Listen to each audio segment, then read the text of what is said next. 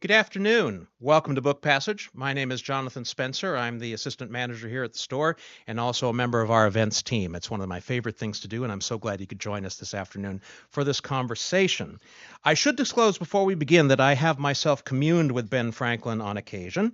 I have a storied past in theater, and I've appeared in the musical 1776 twice. But most memorably, I once shared a park bench with Mr. Franklin on the campus of the University of Pennsylvania. It was just his statue, of course, but it is a very fond memory. I found it very calming, and I enjoyed the experience so much that I think about it often. I suspect many of us can say we have had similar encounters with Ben, either physically or spiritually. And that is why I'm so pleased to welcome our guest author, Eric Weiner, who is joining us to celebrate the publication of his latest book, Ben and Me, In Search of a Founder's Formula for a Long and Useful Life. Whereas I whiled away just that 1/2 hour with Mr. Franklin, Eric spent 4 years on an ambitious quest to live the way Ben lived, following in his footsteps from Philadelphia to Paris and Boston to London. And the more he learned about Franklin, the more he suspected he might just be the mentor, the guide to aging and to living he himself had been seeking. Critical and peer reviews have called it a warm combination of homage and introspective memoir. Franklin still inspires with a lifelong sense of wonder, respect for virtue, and lively curiosity. And I usually pluck a favorite review out or a peer quote, and this one I decided to take actually from Ben's website. It says, I'm sorry, Eric's website. I prefer to think of myself as a philosophical traveler. My interest, my obsession really, is the intersection of places and ideas. It is at this intersection, I believe, where the most fascinating aspects of life unfold, be it our search for happiness, wisdom, or creative expression.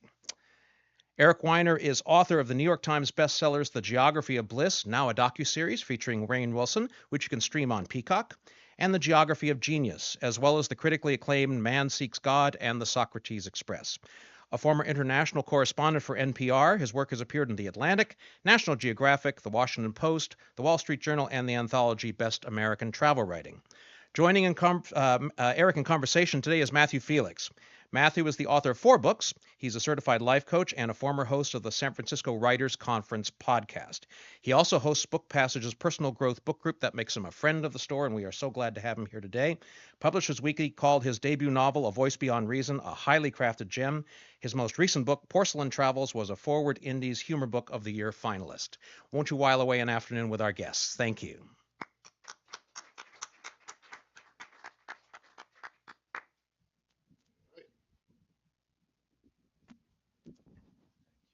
Hello. Testing, testing, testing. All right, thank you for that lovely introduction. Thanks to all of you for being here today, not the least of whom being you. Thanks for coming in. Thanks, but no, I mean, California is not an ordeal coming from the East Coast. California is not an ordeal. You can quote me on that. California is not an ordeal. Okay, somebody write that down. Somebody get that. And welcome also to everyone online. We appreciate you joining us now and in the future when you watch later on when it goes on the website. So let's just jump right into things. Aliens led you to Ben, and Yes. which you can find out in the introduction. You can find out how that happened. But I'm just curious, once the aliens had led you to him, what was it about him that made you think, this is actually who I want to be the subject of my next book, particularly given that there are other books obviously out there about him? Yeah, one or two. It was Ben's humanity. I call him the least dead of the founders. I mean, I can't picture like Washington or Jefferson or Adams, in a coffee shop in San Francisco with their MacBook Air out and their noise canceling headphones, but I can totally picture Ben there. Yeah. And he, in his life and his writing, he was the most honest, the most human. He had this strange combination of being, on the one hand, the most American, the most working class, blue collar, earthy. He had only 2 years of education. He was a printer by trade, what he called a leather apron man because they wore leather aprons. But he was also the most international and cosmopolitan. He traveled more than any of the founders, racked up 42,000 miles, had plutonium status, and crossed the Atlantic 8 times, Right. and each one was a gamble because you Right. didn't, it was like worse than basic economy. You didn't Different know if time. you were going to get there. So for all these reasons and many more, I decided to tackle him. And to be honest, I've mainly cast my gaze abroad. I've written about Gandhi and Confucius and Nietzsche, and most of my books are about, they're about sources of wisdom, but usually foreign sources of wisdom. I thought it was time to come home, about time.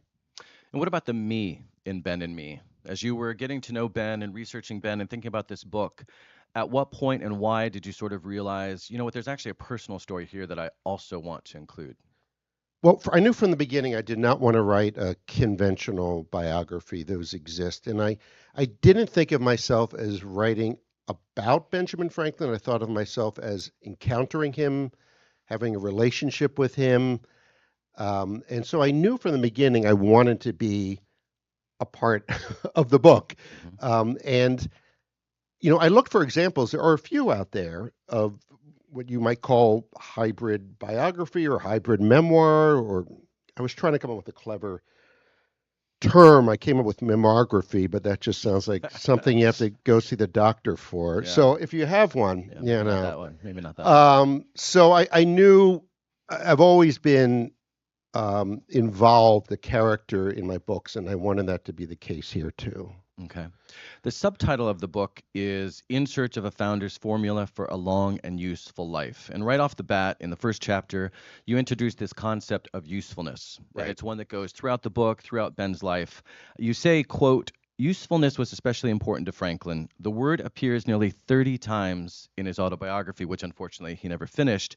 But what did usefulness mean to Ben, and how and why was it so important to him? That's a good question.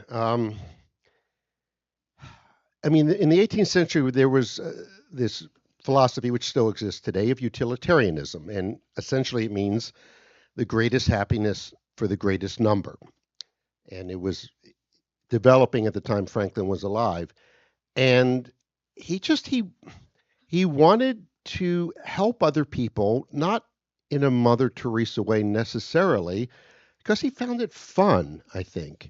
And as I get older, I start to preface more of my sentences with that phrase, as I get older. I never did that before.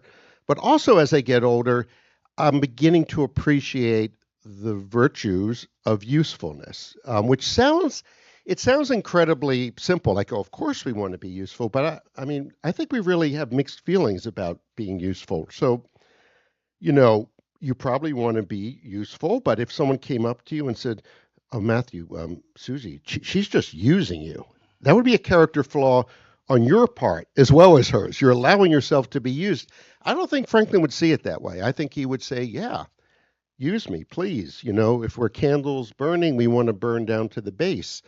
And, maybe that's a realization it only occurs to most of us when we get older. It occurred to Ben when he was in his early 20s. Yeah, I love that. If we're for candles, we want to be burnt down to the base. I think that's a great way of putting that. You should be a writer.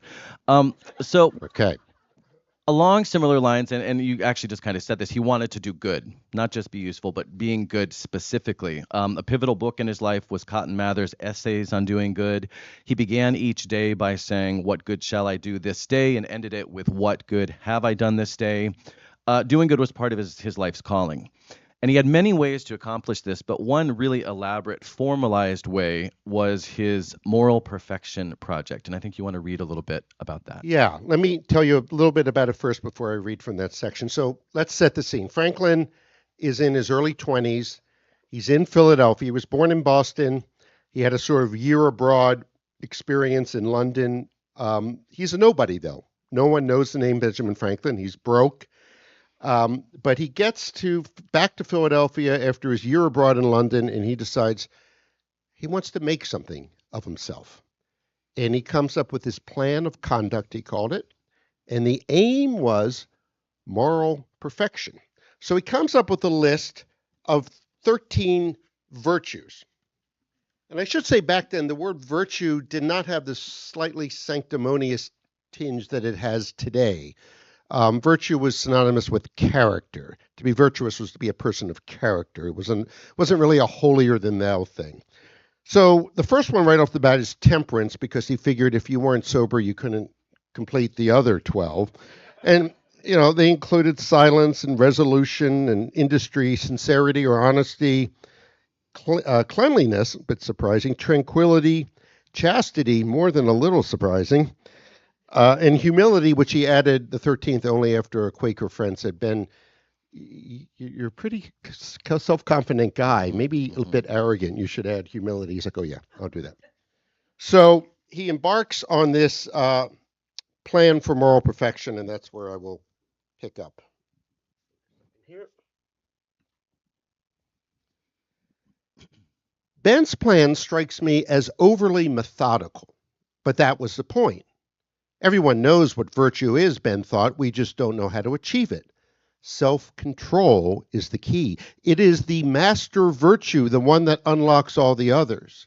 Sadly, self-control is the character strength that today people across all 50 states and in 54 nations say they possess the least. Franklin's plan was methodical, but not cold-blooded. He never saw habit formation as self-denial. His aim was to internalize these habits, rendering them second nature.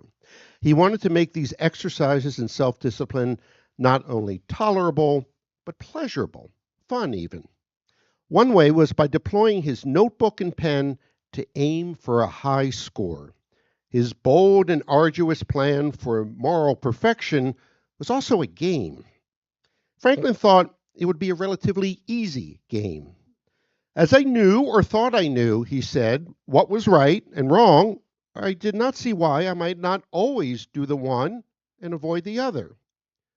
But Franklin soon discovered he wasn't nearly as virtuous as he thought. I was surprised to find myself so much fuller of faults than I imagined, he said. Virtue demanded constant vigilance, like weeding a garden. When focused on eliminating one fault, others cropped up. So many faults that his little book was soon riddled with holes due to all those black marks. I should say he kept the notebook. Every time he strayed from this virtue, he focused on one per week, he would put a black mark on the page. Moral perfection.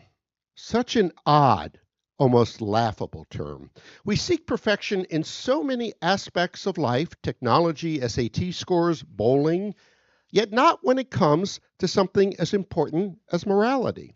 Try telling friends you're aiming for moral perfection and see their response.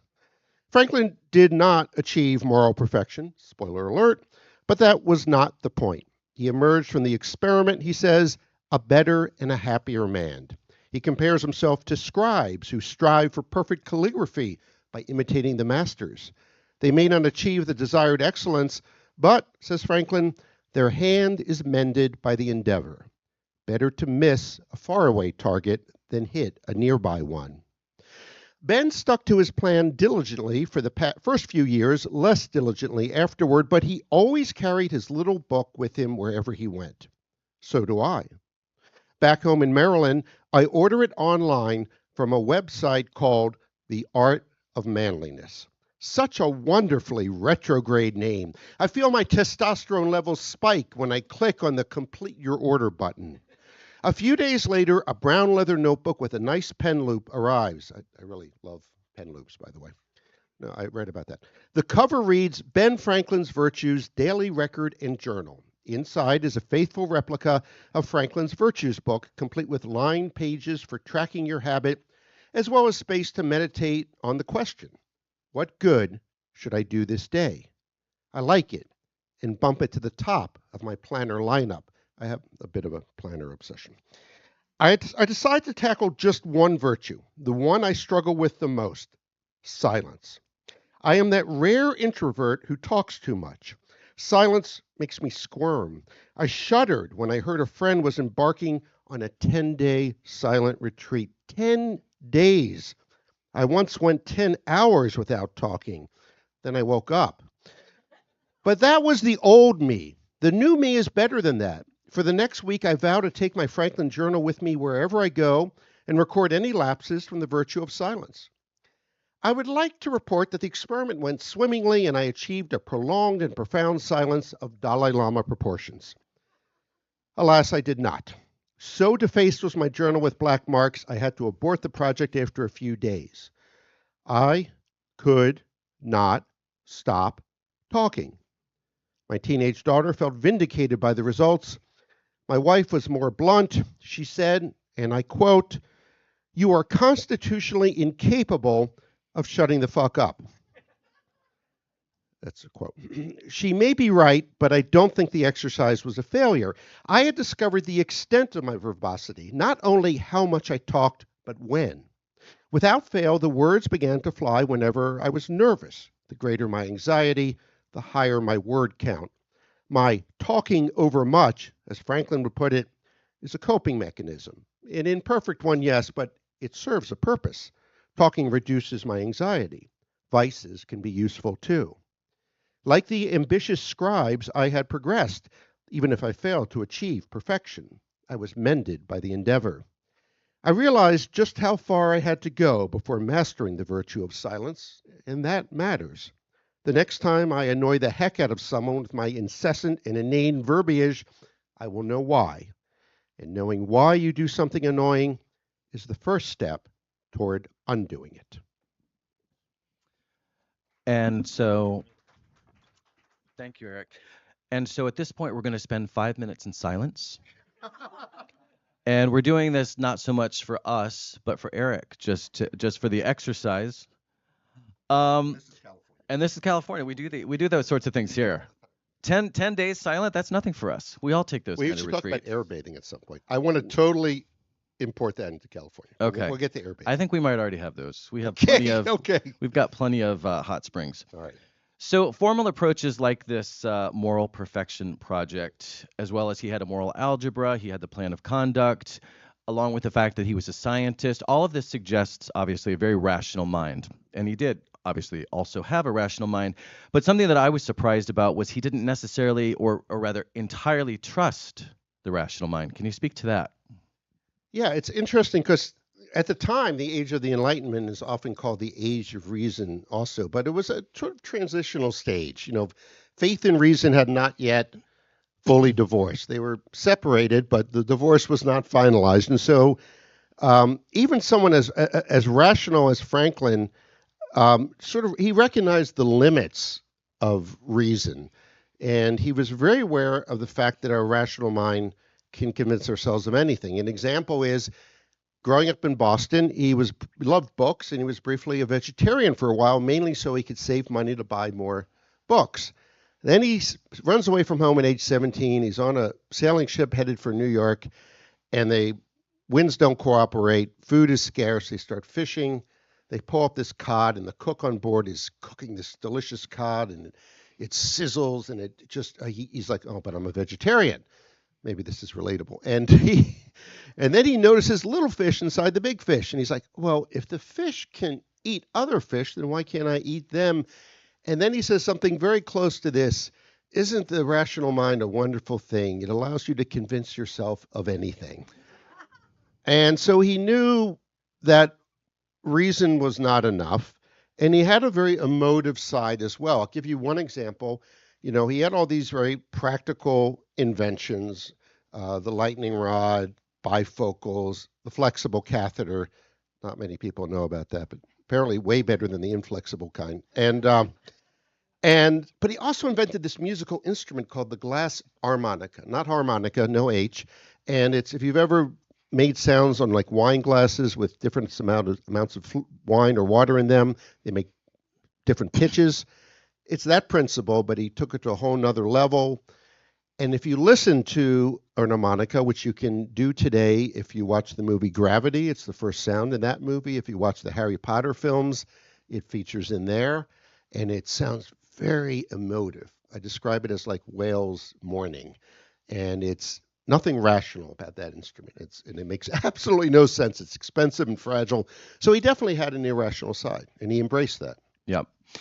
Another area in which he was very reasonable, and from which I think we can learn today, pertained to how he treated people with whom he disagreed. He made a point of, can you talk about kind of how he differs from how a lot of us might today if we disagree with someone? Yeah, and this is something I'm writing about now, sort of how Americans could get along better if they followed the ways of Ben. So when he was young, he was what he calls saucy and provoking. He was a smartass. And he quickly realized at like age 17 that wasn't getting him anywhere. So he started to soften his language. Instead of saying basically, this is the way it is, he would say, I perceive it to be this way, or it appears this way to me. And he had this ability to get along with everyone. And he always believed that the relationship was more important than the problem. So he would not alienate anyone. He was not a religious man, not a churchgoer, not conventionally religious, I should say, but some of his best friends were preachers. He made friends across the aisle. And he had this ability to control his anger. Like today, the sort of common belief I think about anger is you should let it out and confront people and let them know you're angry. That was not the Franklin way.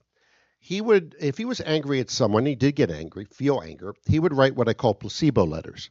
He'd write an angry letter, and before hitting the send button, he would wait 24 hours before sending it, mailing it.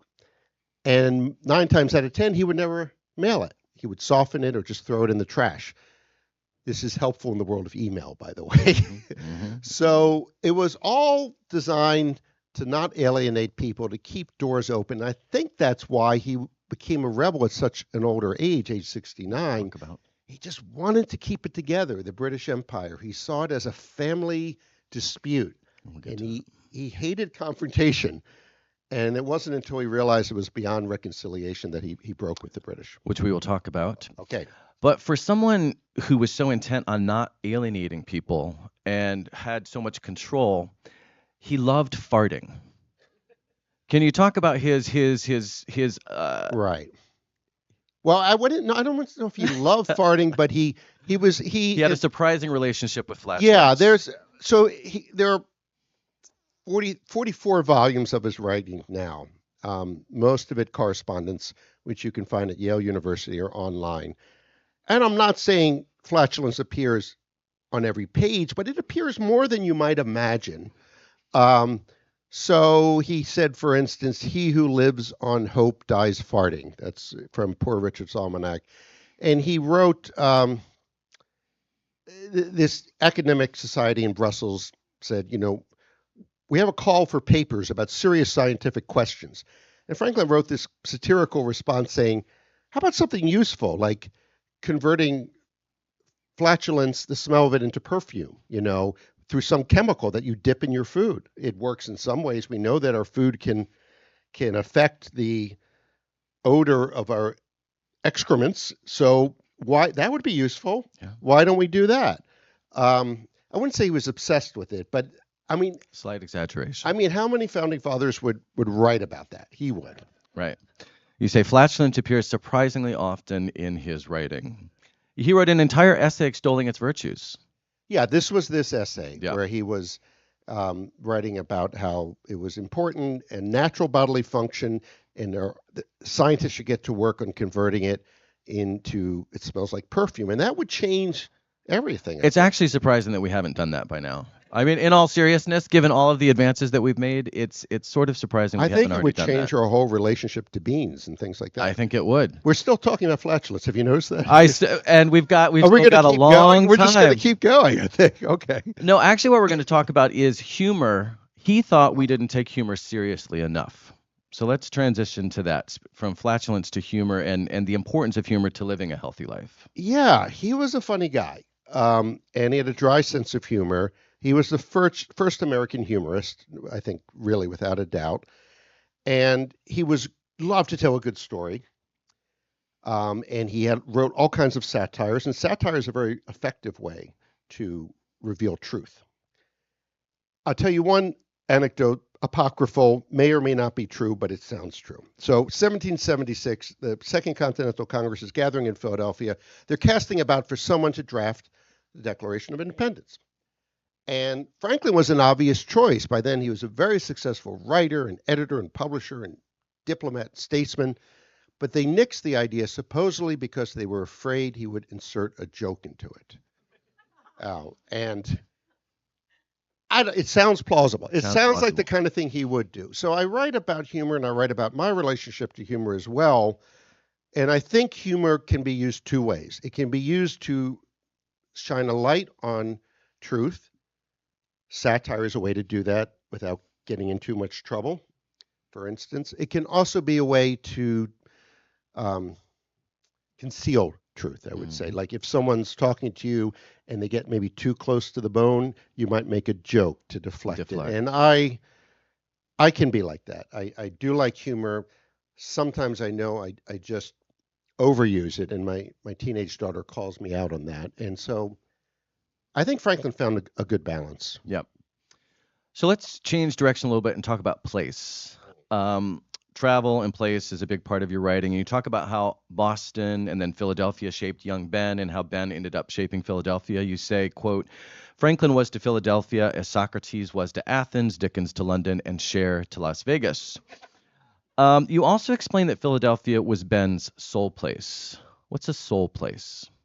So this is a term I invented that means like your soulmate, like you can have many relationships, many lovers, many friends, but only one soulmate. You could have many places you enjoy visiting that, you spend time in, but only one soul place. And your soul place is where you just know you're meant to be. And it's the place that needs you as much as you need it. And for Ben Franklin, that was very much Philadelphia. Now, maybe like your soul place or your soulmate, it happened serendipitously because he first landed at age 17 in New York, and he was looking for work there. New York back then was not New York. It was a backwater in the colonies, really, and there was no work to be found as a printer. So someone said, go south, young man, to Philadelphia. That's where you'll find work, and he did, and thank God. Otherwise, we might not be up here now talking about him because no one knows who he is. And it needed him, too. Now, let's keep in mind he's on the run. He kind of skipped out on his apprenticeship, right? So technically he was a runaway. But Philadelphia was one of those places where they didn't ask where you came from, what your name was. They just wanted to know, what can you do? And he could work as a printer. He could do all kinds of things. And so Philadelphia is where he launched the first circulating library in the colonies, the first hospital, the first fire department. I can go on. And it was very symbiotic. And he left many times, for often long periods of time, but he always returned to what he called my dear Philadelphia. And what is your soul place? And just briefly, what did it teach you about life? It's India. And I landed there at age 30, having never been anywhere near South Asia. I didn't just visit, I moved there with 2 trunks containing a fax machine. That's how long back this was. And I was, and it was love and hate at first sight, but it veered more toward love. It's India, as many of you know, it's not an easy place to travel, but it's never boring. And I could go on and on. We could talk all about that, but it is the place, and I keep going back about once a year. It's a source of endless interest and fascination and frustration, pretty much in that order. Yep. What's yours? I'll put you on the spot. Right now, it's probably Mallorca. I've been spending quite a bit of time in Mallorca, other than San Francisco, which I still, after 30 years, still feel pretty connected to the Bay Area. Every time I come back to the Bay Area, it still feels like this is more where I'm supposed to be and want to be. So in a previous book I write, this is slightly different, is that if you want to know where home is, it's not where you want to live, it's where you want to die. So ask yourself where you want to die. And I like that. That's home. Okay. I would like to hold off on that, though. Okay. So you didn't stay in your soul place. Ben didn't stay in his soul place. Not only did he move to Philadelphia from Boston, from Philadelphia, he goes to London, he goes to France, he goes multiple times and for extended periods. I think you mentioned he made 8 crossings of the Atlantic. We often hear people, especially in the travel writing world, we hear people talk about how travel changes us, the transformational power of travel. You have a slightly different take on it. You say, quote, the act of travel doesn't change us so much as solidify us. Can you explain what you mean by that? So I don't, when you travel, say somewhere overseas, I don't think, and I realize I'm in California now, but I don't think there are energy vortices or anything else at work. I should stop with the California jokes, really. I feel like as long as you're getting laughs, you can use them up. I got to be careful with that. And in California, we can take it. Okay. We can take it. There's no marine jokes. There are none, are there? Are No, there? there's nothing to be joked Nothing about to be here. joked about. No. So, so I think what happens is you give yourself permission to be a different person overseas, to get in touch with your true self, whatever that is, and you also shed all your crap. You you may not be that light of a packer, but chances are you're traveling with less stuff than you have back in your apartment. One would hope. One would hope. So But always with the facts. yeah, but I feel like in a hotel room with 12 books instead of 1,200, I can choose, and it creates just a cleanness and an ability to start fresh. And I think travel is really sleight of hand. You could, and you're more observant too when you travel. All of a sudden, the smells, the sights, you notice them. Right. Now you could do that back home. It's just a lot harder. So I call travel a parlor trick, but a very useful one. And I think it's one Ben approved of because he knew that a little bit of self-delusion was a good thing. Yep. So for all of his travels and the excitement and the importance, and I mean he gets French support for the colonies. Nonetheless, there are a couple of really uncomfortable truths that are associated with his travels, and one is who he left behind, the other is who he took with him. And both of these also happen to be representative of areas in which you were sort of disappointed with Ben, even as you're looking to him for insight and guidance on how to live a long and useful life. So let's start with the first, which is his wife, Deborah, who he leaves behind. Can you tell us about what Ben's travels say about his relationship with his wife, and then also perhaps in a more general sense, his relationship with women? Oh boy. So his wife, Deborah, if you read the correspondence between them, feels largely transactional. So he goes off to London, and he's about 57 years old. He goes off to London to represent Pennsylvania in the colonies. She had, this is the story, a fear of sailing, did not want to sail across the ocean, really didn't want to cross the Delaware River. And it was not an unfounded fear back then, but it was sort of like a fear of flying today, but more based in reality because you could sing. So that's the story. So then he thought he was going to London for 6 months. He ended up staying for like 15, 16 years. And they write to each other often, and they do send gifts. He sends all kinds of European goodies back to her. She sends some of his favorite American stuff like pip and apples and venison and other things. But it's, she's building a new house back in Philadelphia. They go at great length. They talk about literally the wallpaper. You don't detect a lot of affection.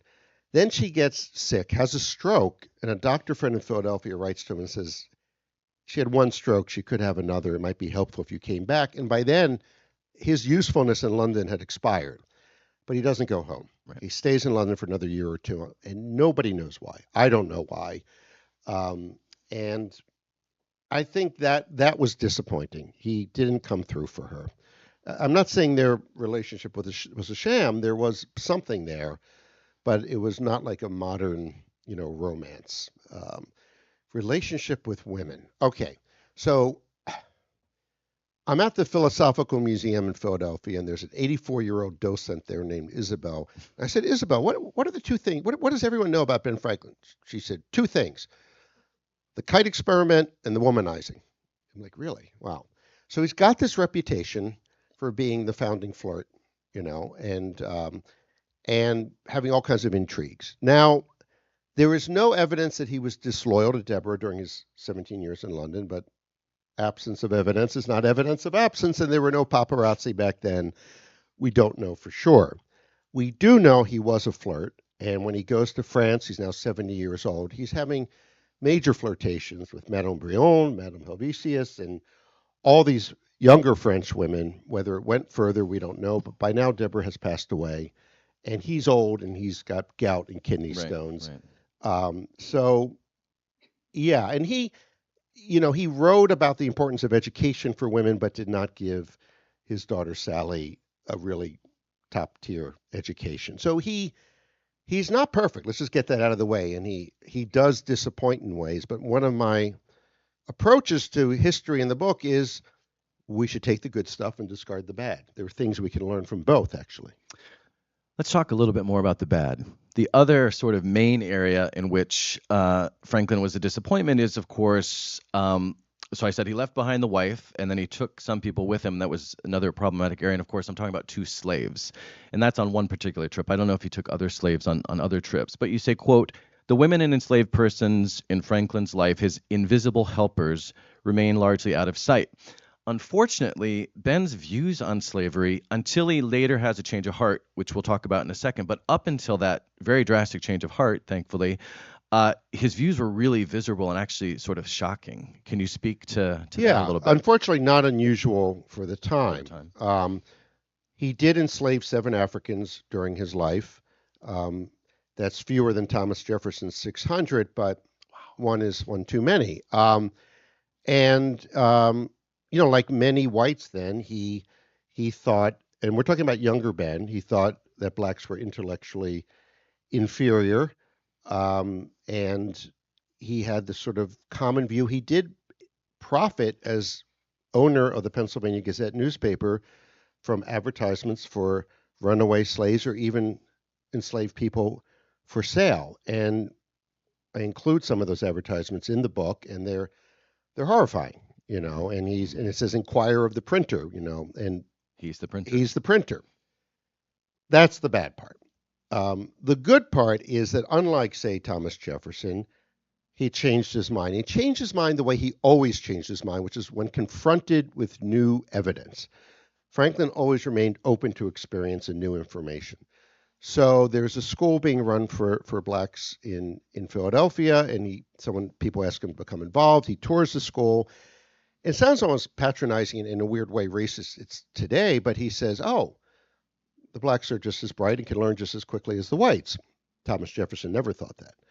And then his views evolve further, and by the time he's in his 70s and 80s, he has freed his slaves and become a vocal abolitionist. And the last piece of public writing he ever published was a satire mocking the institution of slavery. So the heartening thing I take from that whole sad chapter is his ability to change his mind about something as important as that. And if you think about it, most of us, when we get into our 70s and 80s, become more set in our ways, not less. And that's one thing I admired about him is his ability to doubt himself. Right. Yeah. And that also applied this drastic sort of 180 that he makes about something else that's really important late in age, in addition to slavery. But the second one was his feeling about the colonies and their relationship with Britain. I was surprised to learn that the bulk of his life, he was a proud subject of the British Empire.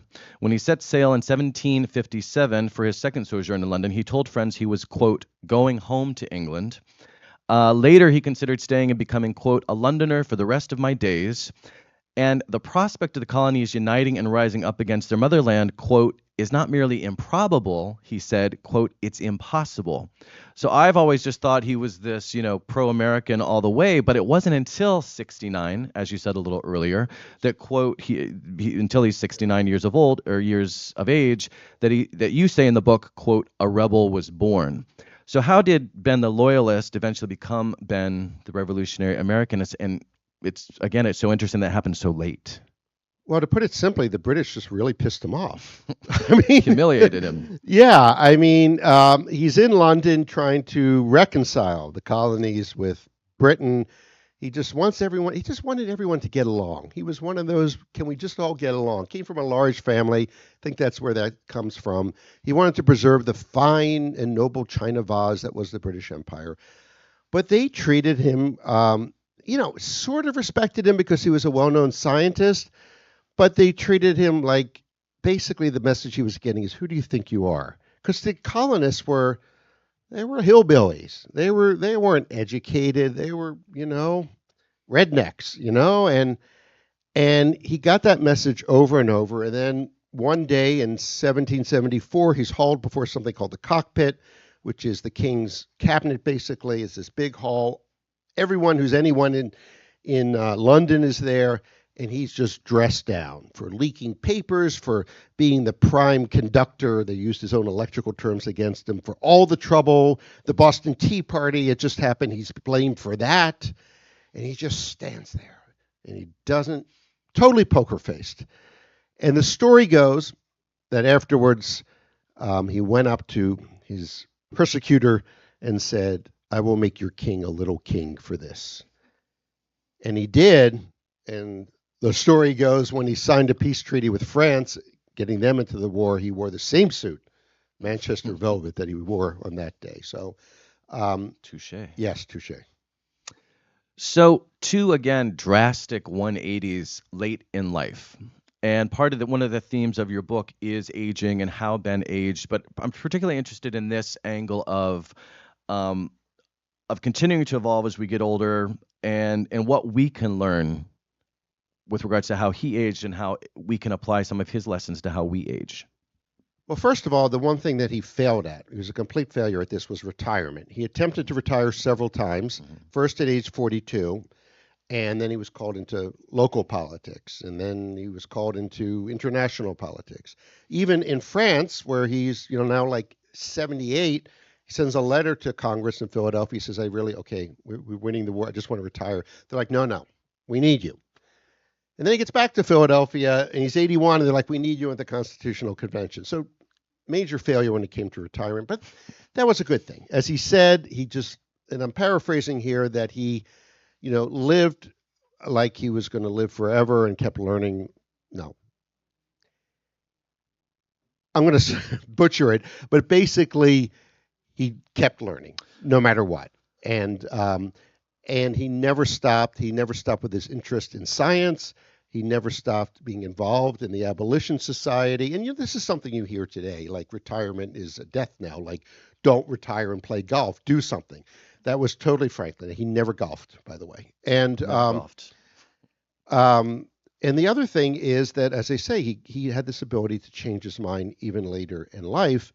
And at the Constitutional Convention, when it's about to be voted on, and it's uncertain whether it's going to pass, he gives this amazing speech where he says, and I'm paraphrasing, the older I get, the more I doubt my own convictions because I've been proven wrong before. So I urge you, gentlemen, to embrace your doubt and sign this imperfect document anyway. And we're talking about what America could benefit today from Franklin. I think that's one huge thing, is to just be willing to be open to the possibility that you might be wrong about something. And people on the right and the left seem incapable of this. And I know if I ask myself, I'll be like, well, I think I have this capacity for doubt, but not about that. Okay, not about that. But Franklin was doubting that and that. Big things. Right. So as we wrap up, because we are going to open it up for questions, but just a couple more questions from me before, so, get the wheels spinning. If you have any questions, if there were one key takeaway from Ben's formula to helping us live long and useful lives, what would you say it was or is? I'm going to go the slightly odd answer, the whole issue of errata. So errata is a printer's term. You may know it. It still exists today. And errata is a mistake. It might be a typo or a smudge or something. Every book that's published, first edition, has at least one errata, including mine. If you spot it, let me know. And then what does the printer do? We don't fret and go, oh my God, this is terrible. We've sinned. The writer might do that, but the printer doesn't do that. The printer issues a new and better edition. And Franklin, in his autobiography and elsewhere, writes about this approach, saying, I've made mistakes, and they're errata, and then I'm going to go back and correct them and issue a new and improved edition. It's a different orientation approach to our faults. And he wasn't perfect about this. There were some relationships, like his relationship with his son William, that he could not fix. He was estranged from William because he remained on the other side of the war the whole time. But in other ways, he wasn't as hard on himself about messing up, and he just started over. So this notion that my meditation teacher also tells me, presence. Or if you he always says, my friend James, he always says, if you notice, that you're now thinking about the Office reruns or something instead of your breath, you're halfway there. Just start over. And that was Franklin's approach. You could just start over. You could start over at age 69 and become a rebel.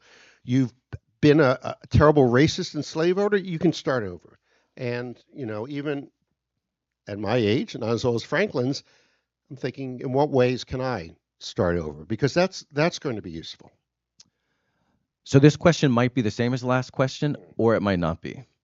So I was kind of asking that last question in general terms. Is there something personally that you learned and have applied in addition to, or instead of, maybe not instead of, I guess, in addition to the errata, something, how did getting to know Ben change your approach to life specifically, personally? I mean, I suppose we could have called this book How Ben Franklin Saved My Life, which maybe would sell a few more copies, but it wouldn't be totally honest. And a book has to be honest. That's one of my big things. I think it was, so he didn't save my life, but he improved my life to this day. And one thing is his optimism. He had lots of bad things happen to him. He had a young son. Frankie died at age 4 of smallpox. People wanted to kill him during the Revolutionary War. He almost died of pleurisy at age 21. Oh, I could go on and on. But if you read his correspondence, it's not nearly as negative as my emails and texts. And we've got antibiotics, So he was a big swimmer, tremendous swimmer, the only founding father inducted in the International Swimming Hall of Fame, fun fact. And he had this notion of that just let the water hold you up when you're giving people advice about how to swim. It's not as easy to drown as you may think. That's almost a direct quote. And he had this is my term now, he possessed what I call emotional buoyancy. And I think I have a little more emotional buoyancy thanks to Ben. Thank you, Ben. Thank you, Ben. And Ben says, speaking to his optimism, he says, quote, I don't know exactly if this is when he was close to dying, but he says, upon the whole, I am much disposed to like the world as I find it. I like that. That's a good note to end on. That's a good note to end on. He was quite old when he said that, and he'd been through a lot. And I'm going to put that on my laptop or something. Upon the whole, I am much disposed to like the world as I find it. That's very sweet. Good and on the whole, I am much disposed to like the book Ben and Me. Thank you, Eric. Smooth. Thank very you. Smooth. Thank you. I like that. And we have time. We have about 10 minutes for questions. We've already got a hand up, and we have a microphone, it Where's looks the like. hand? There we go. All right. I didn't know when I was coming I was going to ask this. It's a selfish question. My father. There are no selfish questions. Just stupid My one? father, born in 1905 in Scranton, Pennsylvania, was named Benjamin Franklin Evans, Jr. My brother is Benjamin Franklin Evans III, and my grandfather was senior. Obviously, my grandfather was born here in Illinois, I think, and then moved to Scranton, which is near Philadelphia. And I guess Pennsylvania and Philadelphia are big fans of Ben Franklin. Yes, they are. I guess. And I thank you for the emotional buoyancy, if I remember it. I think that describes my father. So just briefly, what did you find out about the loyalty in Pennsylvania and Philadelphia to this man? Could you repeat the question? Yeah, what was the sense of loyalty to Ben Franklin in the Philadelphia and Pennsylvania area? I mean, to this day, you'll see Ben Franklin rooting for the 76ers. There's something like 400 statues of him around Philadelphia. You'll see his picture selling cheesesteak and everything. At the time, I mean, no one is fully loved. He did have some enemies. His biggest enemy was Thomas Penn, the proprietor of Pennsylvania. Pennsylvania was a wholly owned subsidiary of the Penn family. It was not a colony the way, say, New York was. And they did not get along. And that was one of the few enemies he had, but Thomas Penn lived in London. I think Franklin was loved by a lot of people there. He was often mistaken for a Quaker, but he wasn't. But Philadelphia was ecumenical by the standards of the day. They had Quakers, they had something called Dunkers. They had Protestants and Catholics and Jews.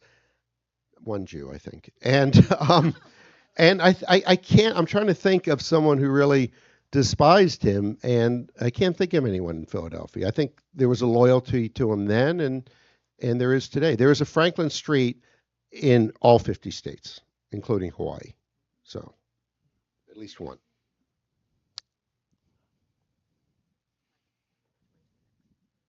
I read a lot about Franklin, and I've always struggled with the challenge of his institution building. He seems to me one of the great institution builders in the library, the university, and I know there's like Hospital. 100 different hospital. There's all of these institutions that he sort of creates Philadelphia. And yet the institution, and you mentioned it a little bit, I was just asking you to explore it a little bit more deeply in reference to his wife, but particularly his son, because he never reconciled that relationship. He never managed that institution well. And I was always struck about why you think that was. Why was he not able? I know he was on the other side of the war. He was the governor of New Jersey. I think his son moves back. His son's pretty brilliant, moves back to London. But he was never able to reconcile, or even, I think, try to reconcile that relationship. And I think doesn't his son actually try? So the brief story with his son, William, is that, William grew up under posher circumstances than Ben did, studied law in London, and they were certainly close when they were young. William was with Ben Franklin, when they were doing the kite experiment, the famous kite experiment in Philadelphia. So they were close, but then the war breaks out and William remains on the loyalist side when Ben has now become a rebel at age 69. And William's imprisoned in Connecticut by the American rebels. He's freed from prison. He goes to New York and becomes an intelligence officer for the British. So he's actively fighting against his father. Ben goes to France. William's in London. War finally ends. And William writes a letter essentially saying to Ben, the war's over. I did what I thought was right. You did what you thought was right. Let's make up, essentially. And Ben writes a reply that I think is the most heartbreaking letter of his 15,000 letters that he wrote, where he says, yes, I understand you did what was in your heart, but there are certain obligations, natural obligations of a son to a father that are greater than a citizen to a king or a subject to a king. And he basically sticks it to him. And they had one last meeting in Southampton, England. No one knows what transpired, but we do know that Franklin gets back to Philadelphia. He's an old man, and he writes his son out of his will. And he said he did that because his son attempted to deprive him. He was depriving his son of the fortune and life that his son attempted to deprive him of, something to that effect. And we talked about errata. And, maybe we're all like this. We work on the small things, I'm going to lose 15 pounds. I'm going to, get organized. But meanwhile, you don't talk to your son or daughter, or there's some good friend you've lost touch with. So Franklin was like that. And he was able to forgive lots of people who sent him on wild goose chases. He even forgave the British as a whole for fighting the war and maintained good friendships with British people after the war. But he could not forgive William, and I don't have an answer. I do think it explains why he never finished his autobiography. The autobiography begins with these words, "Dear son." It was a letter to William. And I think returning to it dredged up those feelings that were too painful. So he was human and imperfect. I mean, I'm not holding him up on a pedestal. You also said he had a one-directional sense of familial obligation. Yeah, he wasn't the best son or brother. He, was saucy and provoking to his brother. He ran away from home at age 17. Not a great husband, an okay dad, but an absentee one for the most part. So, yeah, he had a blind spot. But you see this in lots of great people, usually men. Mahatma Gandhi, MLK Jr., accomplished great things, but the home life, not so good. Yeah. Another question. Okay. Karen West, the far back. It's Karen West. It's Karen West, Hello. everyone. Oh. I think that all of us are going to leave with this emotional buoyancy thing ringing, because that's a really incredible takeaway. I want us, you touched on something just a minute ago about that we all feel as we get older that if we were simply more organized, all the things that we would achieve, multi-languages, more travel, better cooking, better relationships, all the things if we were simply making the most of our time. Did you have a Franklin planner back in the days when people had Franklin planners? I think What happened to They that? still exist, I think. But, Okay, but what was they that all exist the about? way fax machines exist. Okay, so about that, and then also you said he was a bit of a womanizer and a prolific letter writer. Were there not love letters to all of these women? Like, is there not a bunch Okay. of love letters? So first with planners, we talked about like when I realized I really wanted to know more about Franklin, when I discovered that he had this sort of planner fetish and this, you're self-employed, right? Any other self-employed people here? Okay, right. You've got to like organize your time. You've got to like map it out. And you can read in Franklin's papers, you can see him charting out his day. It's like, looks like my day, like, well, he woke up at 5 a.m. That's not my day, but it's like, ponder what good I will do today. That's not my day either. Okay. But the point is just that he charts his day hour by hour, even putting in like fun time, listen to music, have some enjoyment. And he loved planners, and he really thought he was big on method and habit. Habits are hot now, James books Clear. on atomic habits, Yep. supersonic habits, all kinds of habits, right? And Franklin was the first really self-help guru to tell us that it's habits that we have to form. And that's why the Franklin Planner was called the Franklin Planner, not the Hamilton Planner or the Adams Planner or the Jefferson Planner, because that was Franklin's big thing. As far as the letters, yes, there are lots of letters. One, when he was still married to he was a famous man in his late 40s, young woman in her 20s. She was named Catherine Ray. They wrote in a less obvious way than we do today. So they talk about pools of light in their eyes. And yeah, you can sort of read between the lines. But he clearly had these flirtations, and there are letters about those, and mostly in France. And he wrote a lot of these in French. And there is a fun book, I would say, by two academics called Mon Cher Papa, which is all about, the subtitle is Franklin and the Ladies of France. And it's an entire book, which I read, about his relationship with the women of France. And it will tell you more than you ever wanted to know about that. Does that book say that he actually did have affairs? Because in your book, you say it was all. No, we they don't remain actually know. agnostic. They actually, and I quote them saying, there is no evidence that he ever crossed the line from flirtation to fornication. Right. I think we have time for one more question over there. So the past year I read Arnold Schwarzenegger's however you say his name, biography or his memoir. I think it's Arnold. Arnold. Yes. Yeah. And the main takeaway of that book, or his thesis, in my opinion, is be useful. And I'm just wondering how far that perhaps it, I'm sure it did not originate with Ben Franklin, but what is the history of that? You mentioned utilitarianism, and I was wondering if you could tell us more about how, if there is a philosophical tradition of being useful. I mean, I suppose there is the Christian virtue of charity, but, words matter here. And that has charity feels like something you have to do or donation you make. And being useful is charitable, but I think the difference is the person being useful gets as much out of it as the person receiving the usefulness. So I don't think Franklin saw his usefulness as being charitable. And of his 13 virtues, charity is not listed there.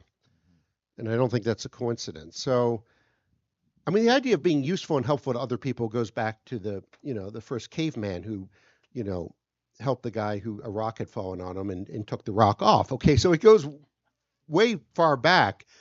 But I think in the last century, or the last few decades at least, if you go back and look at the self-help books here, you have a few of those. Yeah, self-improvement. We do. What's the section? Self-improvement or Psychology now. Okay. Personal growth. You will find lots of books. And look, and I wrote a book about happiness, The Geography of Bliss, right? And I end that book, spoiler alert, by saying, I'm not sure I've been looking for the right thing. I'm not sure happiness is is what we want ultimately out of life. It's having a meaningful life. If you ask a single mother of 3 if she's happy, she'll say you're asking the wrong question. I'm needed. I'm useful, in other words. So I think Franklin was happy. I think he, took pleasure in life, but his greatest pleasure was actually in his usefulness, constructing not just helping one person, but constructing systems, institutions like libraries and hospitals. The matching grant was his invention as well. So I think if he were to come back today, and I guess maybe we'll end on this note. First of all, do you have a membership plan here at Book Club? Not really, but we have clubs. Clubs. He would totally join a club here. He would be a regular at Book Passage because he loved books. And I don't think he would be a tech bro down in Silicon Valley or San Francisco. I think he would be a social entrepreneur as much as he loved technology.